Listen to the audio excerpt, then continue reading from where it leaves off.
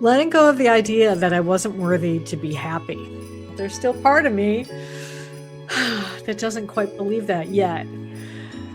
But in order to do that, to try something new, you're going to be fearful as you do it. Maybe it's letting go of the attachment to fear. Feel the fear and do it anyway. Because when you do, if it really was something that your soul was really wanting for you, it's going to feel so good once you've done it. Namaste. Have you ever considered what you need to let go of in order to design your life your way? Well, that's what we're going to talk about today, specifically about letting go and letting God, because that is the let go and let God is the L in the L.O.V.E method that I wrote about in my best-selling book, Live, Love, Engage, How to Stop Doubting Yourself and Start Being Yourself. And it's what I teach when I guest on other people's podcasts, and it's what I use in my Elevate and Empower coaching program for women over 50. And I thought it would be a good idea, especially because I know on my old podcast, Live, Love, Engage, I have talked about the L.O.V.E method a lot. And I thought it was time to do it here because I know that we do have some new listeners, and thank you to all of you who have been downloading the podcast or watching us on YouTube or even on New Reality TV as well. So I so appreciate all of you. And I thought I wanted to start doing periodically here. And actually, frankly, I plan to do this like once a month over the next 4 months. We're going to go through the letters of love, because in the L.O.V.E method, love is an acronym. So as I said, today we're going to focus on letting go and letting God and how that really ties into designing your life your way. And I want to share my experience because I know that this whole thing was given to me because I wasn't living my life the way my soul wanted me to. Yeah. And I was making some notes today.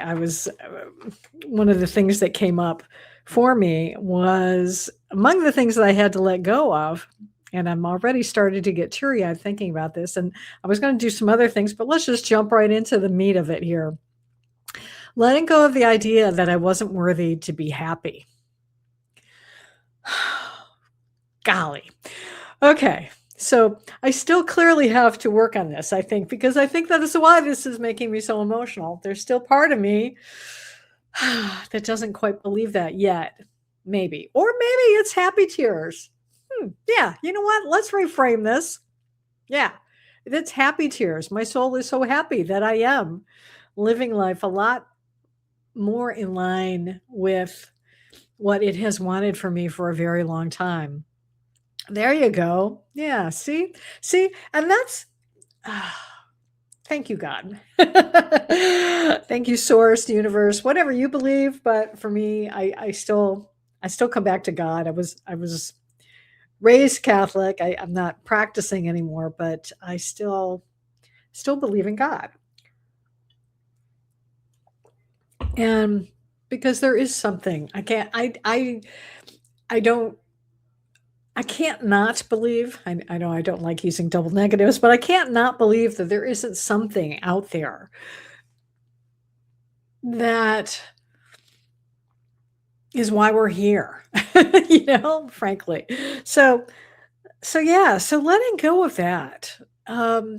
This I'm not worthy to be happy crapola limiting belief is ridiculous. And if you are feeling any of that out there right now, I'm talking to you. I'm going to get close to the microphone right here. Stop it. Just stop it. You are worthy. No matter what situation you're in your life right now, no matter what challenges you may be facing, and the whole idea of like, sure, design my life my way. Yeah, easy for you to say, Gloria. I can't do that right now because of XYZ. You know what? Okay. You don't have to design it your way today, but you could start planning it. And I talked about this a little bit in our last episode when I talked about how do you know when it's time to change? How do you know when you hit that pivot point? So go back if you haven't watched that one or listened to it, go back and check it out. But let's focus still on letting go. So I think one of the main sticking points in why I settled for so long in how my life was looking, and I would say, especially after my wonderful two amazing kids, my son and daughter, after they moved out of the house, because when they were still living there, I really had a purpose of being a mom, and I'm still their mom, and they still do come for me for advice occasionally.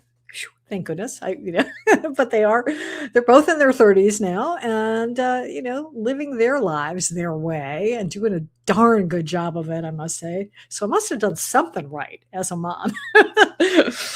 That's what my sister used to say anyway. She's like, oh, Gloria, yes, you're doing better than our mom. So don't give yourself such a hard time. And I so appreciate that, Michaela.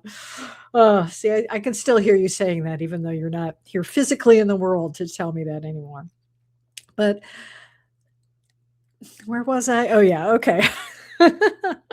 So I was settling in my marriage, especially after the kids moved out and they were, well on their way of living their own lives. And I think one of the main reasons was that I had this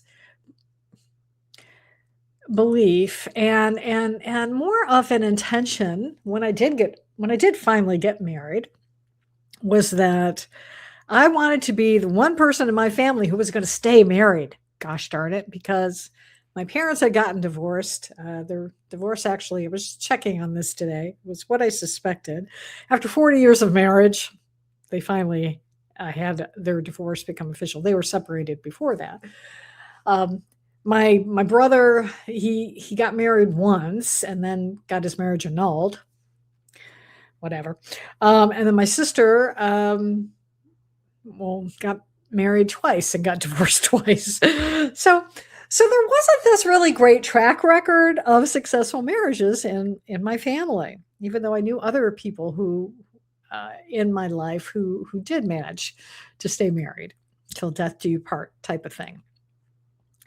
So I was determined I was going to be that one, I was going to be the sibling, to do it. And so I think that's why even though I wasn't happy about certain things in my marriage, I put up with them because, okay, sure, I was raised this good Catholic girl, even though, again, I didn't have the best Catholic role models, but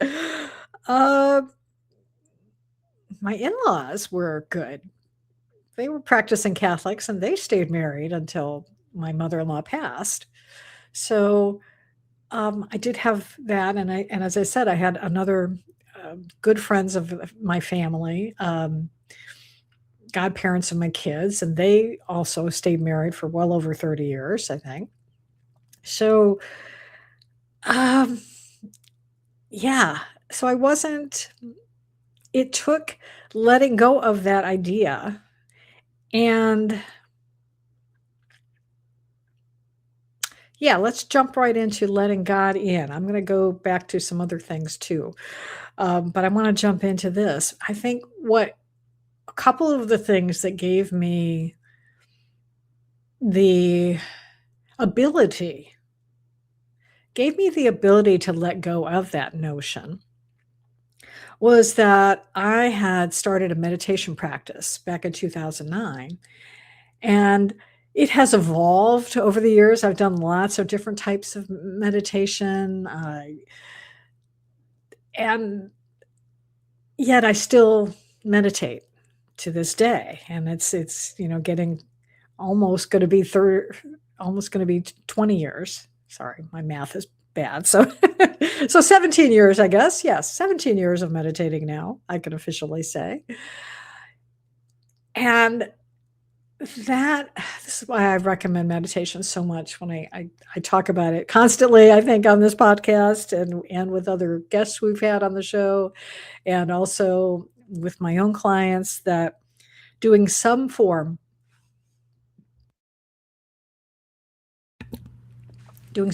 of mindfulness practice.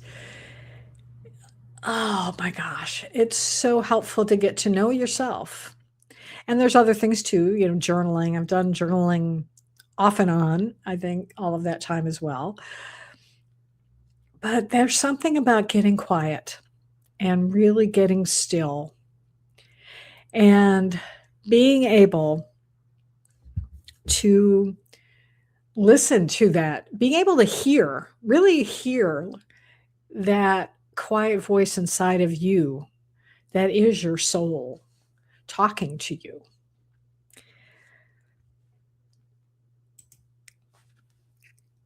So that's where, yeah, I think that's what started, well, of course, also starting to really delve into writing this book, writing my book about the Love Method really did help me as well, because one of the ways I was writing it, how I initially wrote the first draft of it, is I would go to the beach every week on a Friday morning when it wasn't as crowded, because weekends are always popular for the beach. So I would go on Friday morning, and I would spend time writing in my book, but sometimes I would just spend time walking along the beach and just listening to the waves, and then listening to what my heart was trying to tell me. Because all of my life, even though I said I was raised in the Catholic Church, would go to church every week, but really the ways that I felt close to God was when I was out in nature, whether it was when I was a kid and I would go to Girl Scout camp in the woods of Michigan, and walk in the woods, or be out in a canoe on the lake. And then, as I said, and then when I got older, and especially after I moved to Florida and was able to go to the beach much more regularly,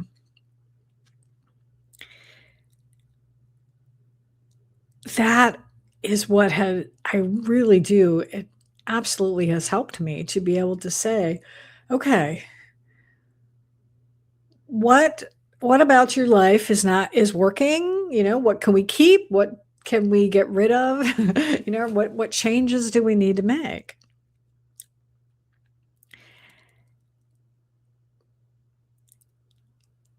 So I'll come back to that in a minute, because there's another part of that I'm going to share in a second.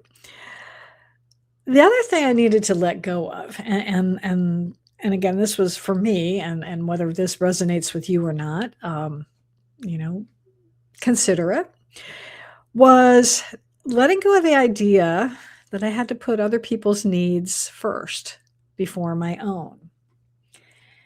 And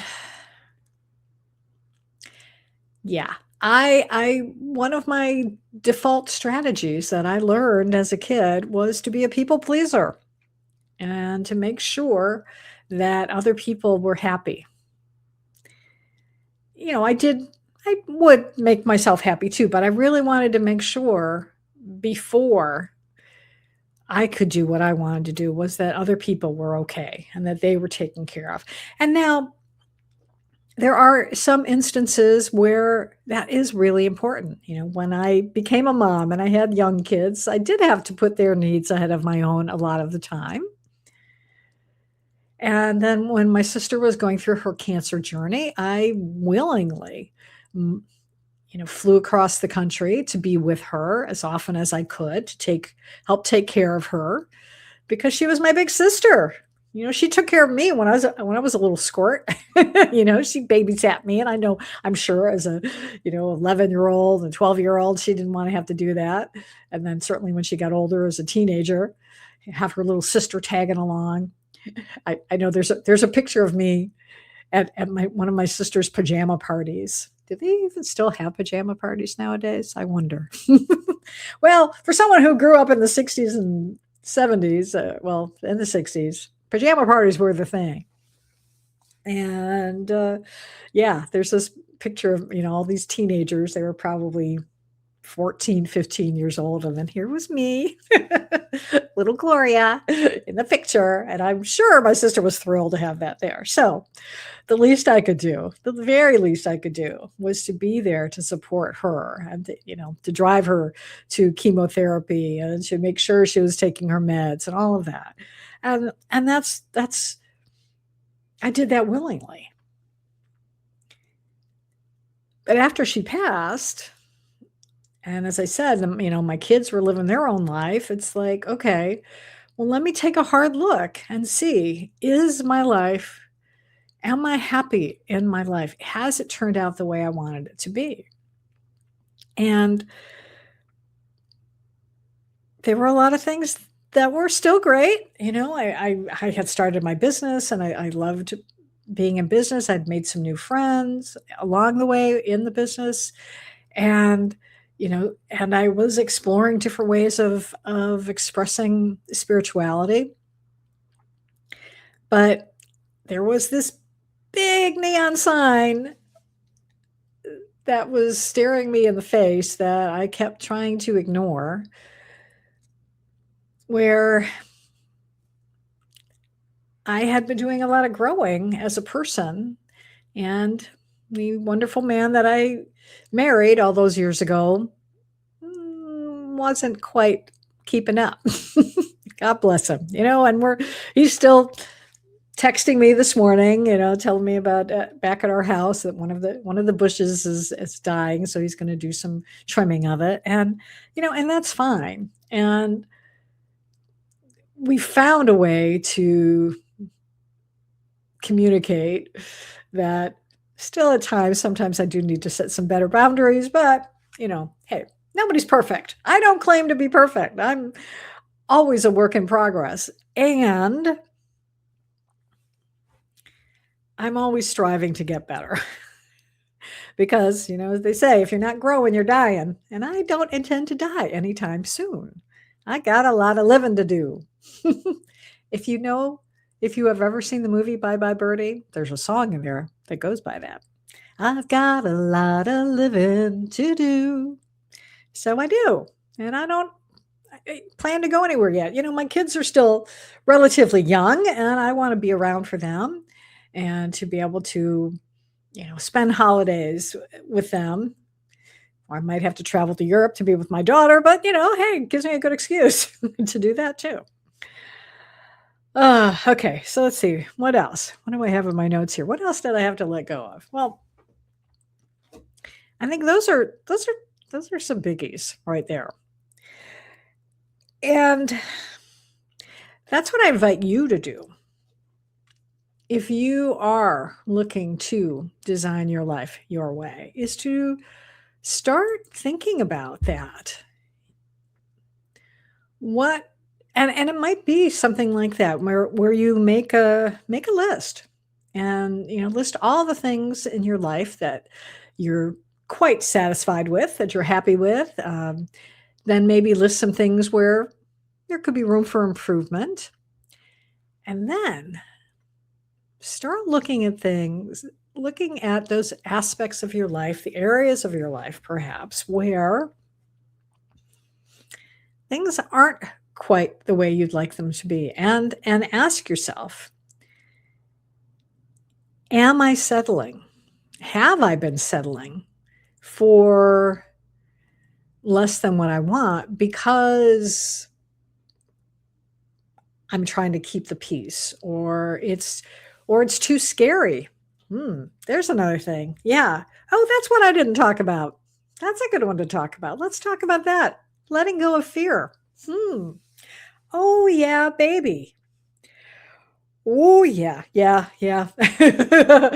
My heart is going, yes, yes, yes. My soul is like, yes, you need to talk about this, letting go of fear.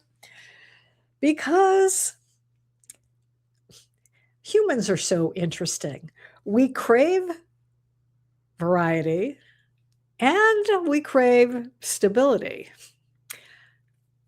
How do we make that work? How do we embrace change while also embrace keeping things the same, or being comfortable?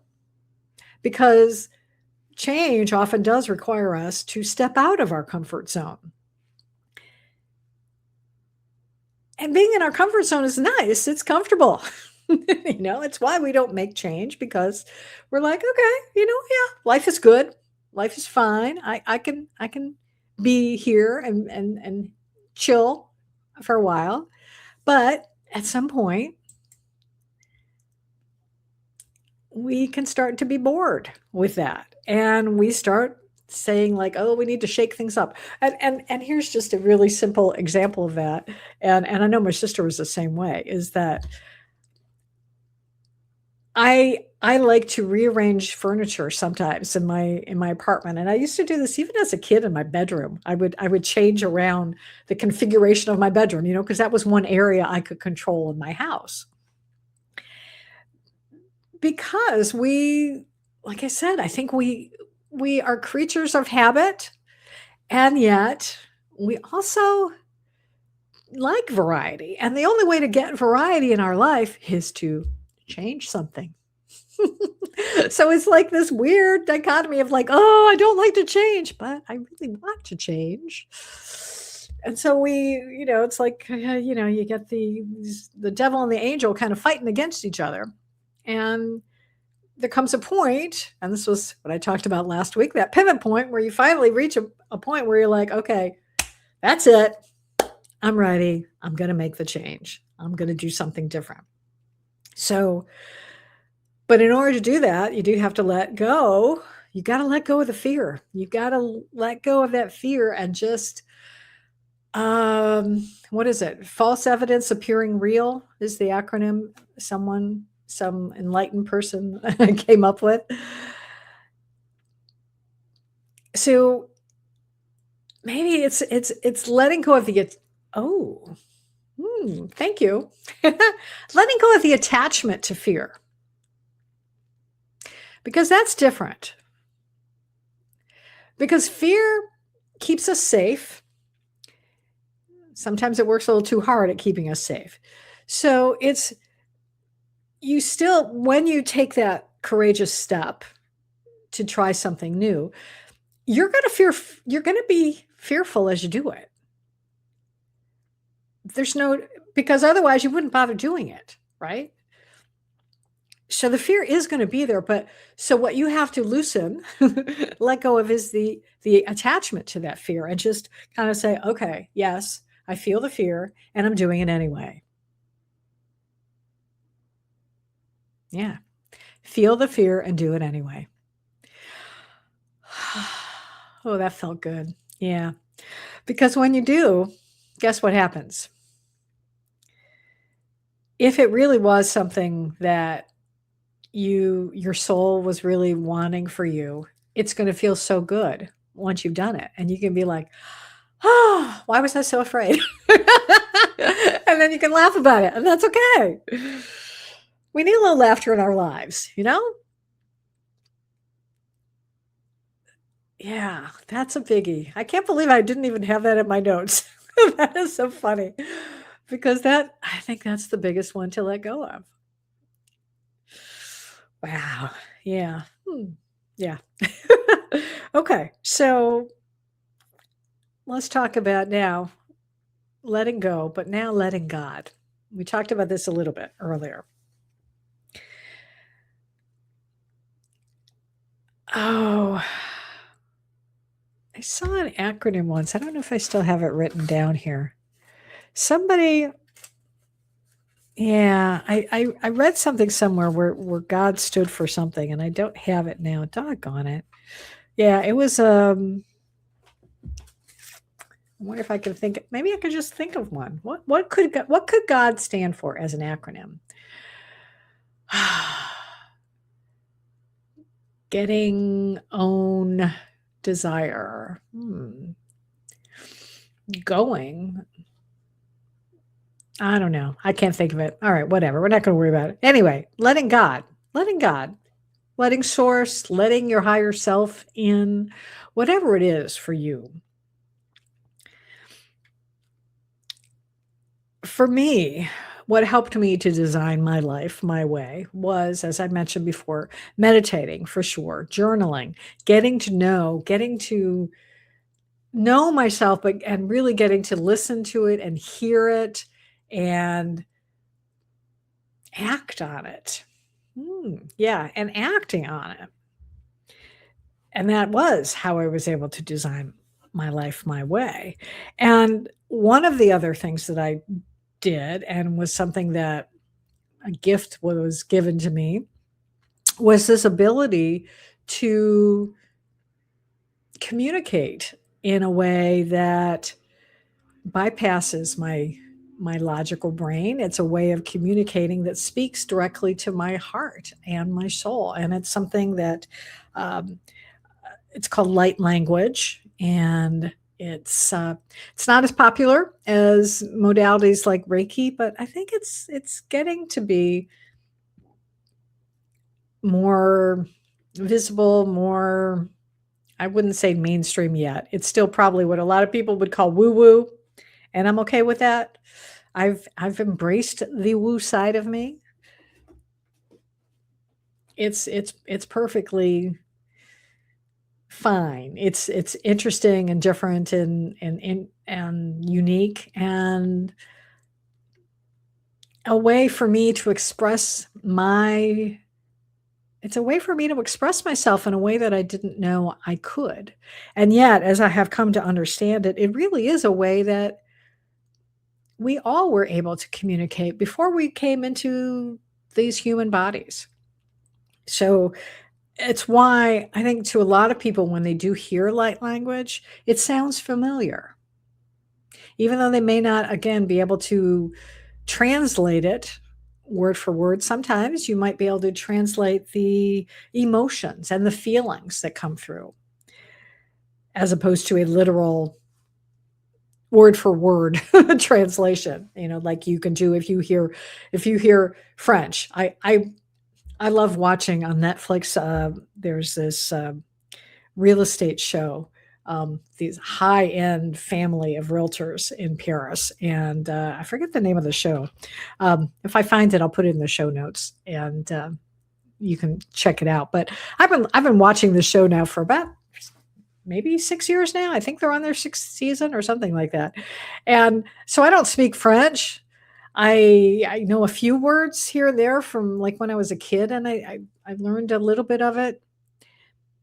But so I'll put the English, subtitles up there. But I don't have to, because I have that ability. But like I said, light language is something that it's a uh, it's a multidimensional communication, form of communication that, again, it's something that can speak to your heart, can speak to your soul. And what I found for me was that it really was able to help me to let go of some of these limiting beliefs that we talked about earlier today, where I talked about, having that people pleasing tendency, or this belief that I'm not worthy.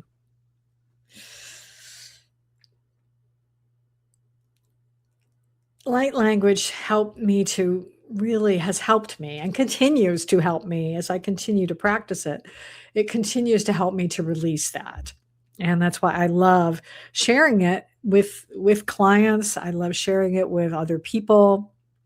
Um, it's just a wonderful, wonderful, wonderful modality. And so I'm going to share a little bit of it with you right now. And what I'm going to invite you to do is, if you are listening to the podcast right now, when you are maybe you're out for a walk or you are driving a car, I would encourage you to actually pause this and come back to it in a little while. Pause it when you have just a couple of minutes, because I'm not going to share that long. I'll probably be maybe 2 or 3 minutes of this message with you today. But listen to it. Sorry, not share. Listen to it when you have an opportunity to just be able to sit quietly, maybe be able to close your eyes. And what I always encourage my clients to do, and I'm going to encourage you out there right now to do this too, is to set an intention that the message you're going to hear today is going to help you to release whatever is holding you back from designing your life your way. Okay? So that's what I'm setting the intention. I want you to set that intention. And let's just all take a breath together right now. All right. So I encourage you, if you want to, close your eyes. I'm going to do that. And yeah, let's see what comes through today.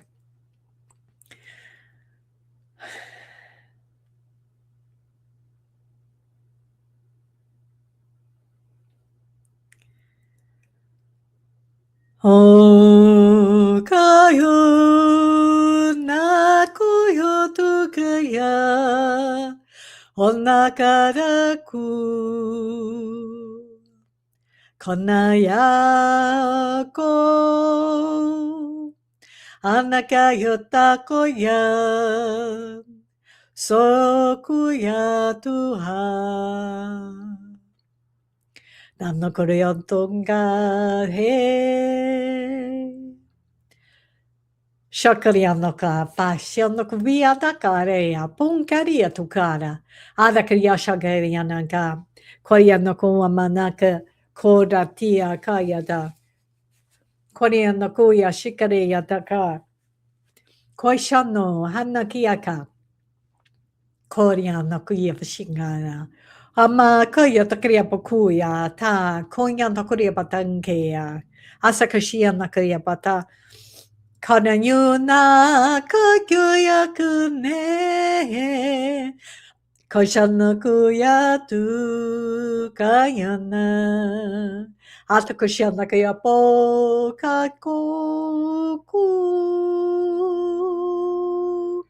Koyanakuya fashanokia Koyanakaya nakumana Kaya no koyata kareti Asakashia nagoria patokre patingata o manake harakayataka hara sakishinka koriotokoma koriotokunga koriotom eka.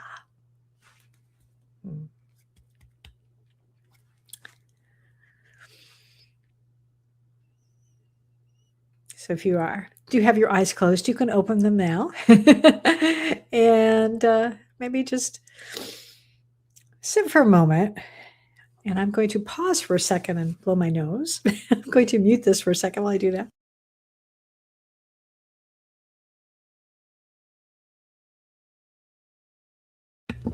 Sorry for those of you on video. Maybe I'll edit that out. Yeah.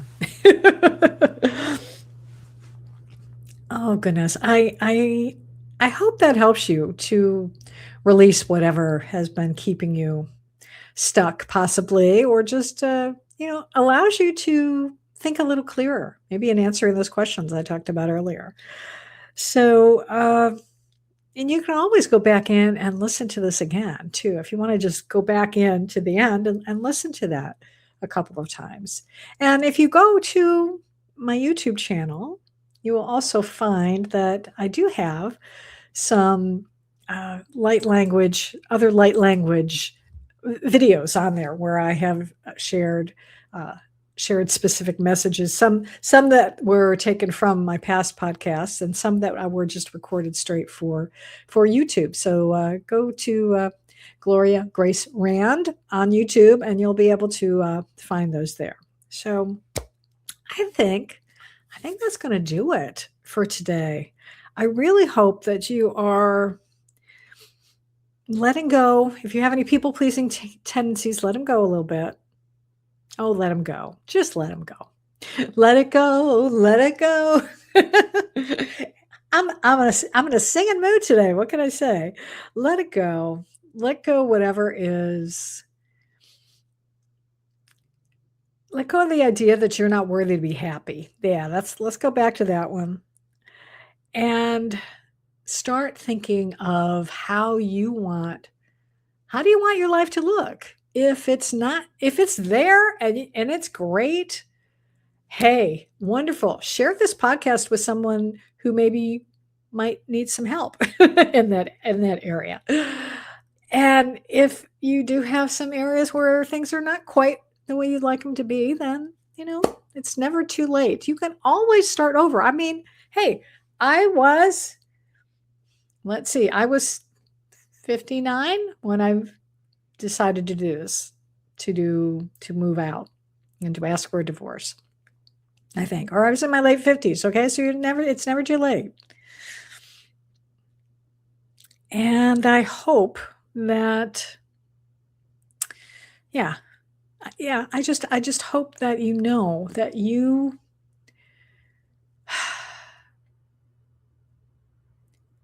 deserve all the love and happiness and joy in your life because you are an amazing human being.